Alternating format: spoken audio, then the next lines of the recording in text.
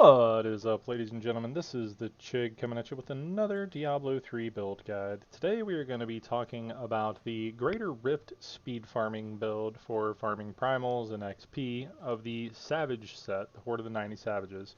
But before we get started, let's go ahead and hit that like button, hit that subscribe button, anything you can do to help out the channel for free. And don't forget, we're having a giveaway once we hit 1,000 subscribers. For every video that you like and comment on, as long as you are a subscriber, you will get an entry into the giveaway, and I will be giving away a copy of D4 or another video game if you already have D4 or have already pre-ordered it. Alright, so let's hop right into it. Horde of the 90 Savages build. So the 2 said, double the effectiveness of shouts. You deal double damage to feared, frozen, or stunned enemies. The 4 set, each frenzy stack reduces the damage taken by 6%, frenzy lasts twice as long, and frenzy deals 2000% increased damage per stack. Okay, we are wearing the feet, the shoulders, the chest, the hands, and the legs. You can mix that up a little bit because the other things we're wearing are the All Guild's bracers and one of those pieces. So whichever one you have that's better, do that. I just made an All Guild's piece for this. Mine is not good. We're just using it. The 2 set reduces damage taken by 15% and increases damage dealt by 30%. And then the 3 set reduces damage taken from elites by 30% and increases damage against elites by 30%. So that is a huge stat bonus for very little investment. We're using a Squirt's Necklace with dexterity on it because I do not have a good one with strength. So Squirt's Necklace, whenever you haven't taken damage, you deal more damage. You also receive more damage. We are using the Undisputed Champion. Frenzy gains the effect of every rune and deals more damage. Mine is rolled poorly. It can roll up to 400%. We are using a Convention of Elements. That way when it rolls around to cold, we deal more damage. This one just happens to have relative stats. This is not a good one. Band of Might. After we charge, we get 80% reduced damage for 8 seconds. So we're charging enough to keep that up. We're also charging around a lot with Ingoem just for movement. As you can see though, our actual movement is not bad. It's not quite as fast as the T16 version of this because you are zooming in the T16 version, but you're still fast. And then our other weapon is the Oathkeeper. Your primary skills attack 50% faster and deal 200% increased damage. And our main skill is going to be the Frenzy, which is a primary skill. Okay, we're using Ring of Royal Grandeur, so we have the 6-piece Savages and the 3-piece All Guilds. We have Depth Diggers to give us 100% additional damage on our primary skills. And we have Bastions Revered. Frenzy now stacks up to 10 times and hits an additional time per stack. Each additional hit will chain to enemies within 15 yards, and the damage is split. It gives us a little AoE. It does a little more damage.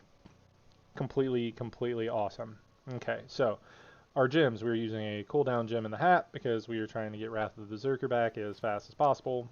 In addition to our Ingoem, we're using resistances in our weapons, or in our armor rather, and in our weapons we are using emeralds for increased critical hit damage. The stat priority on this set is going to be cooldown, crit, and attack speed. So that's what you want. You want to be attacking as much as possible. You want cooldown for your stats and for your skills, and you want crit because you want to be critting and you want to be critting hard. Alright, so let's go ahead and move on to the skills. We're using Battle Rage Bloodshed. Increases your damage by 10%, increases your crit by 3%, and you deal damage equal to 20% of your critical hits to enemies within 20 yards every second. Wrath of the Berserker Insanity, 50% increased damage, extra crit, extra attack speed, extra dodge, extra movement speed. It's amazing. Furious Charge Cold Rush. We use this one to freeze enemies because we can freeze them and then punch them and they die faster because the 2 set gives us increased damage to frozen enemies. Frenzy Berserk. We are using the Cold Rune. We have all of the runes, so it doesn't matter. Pick whichever one you have your gear rolled for. Threatening Shout Falter. So shout with great ferocity, causing enemies within 25 yards to falter and take 25% increased damage, while they take 50% because we're using this set. So that's amazing. And then Warcry Veteran's Warning, unleash your rallying cry to increase your armor and allies within 100 yards by 20%, and you get dodge chance. So it's 40 and 60 instead of 20 and 30. It's amazing. Brawler, as long as there are 3 or more enemies within 12 yards, all of your damage is increased by 20%. We want to try to keep them stacked. Boon of Bolkathos just decreases the Wrath of the Berserker by 30 seconds, so we can have it up more often. Berserker Rage, 25% additional damage while near maximum fury. We will always be at maximum fury with this build because we do not even use a spender. Rampage increases your strength by 1% for 8 seconds after killing or assisting in killing an enemy. This effect stacks up to 25 times, so in essence we will always have 25% more strength. Just like to point out, we do not have any points in strength in our Paragons, and we are at 6,800 strength. My gear is not good. I have several pieces that just have dexterity on them. I'm just trying to show you guys how great this build is, even before you're level 800. Alright, so let's go ahead and do a 90. Alright, so pop all your cooldowns and you go, right? Like, yeah, it's, and as I said in the other video, how I play this is I hold down Frenzy and I dash when it's up. I use my cooldowns when they're up.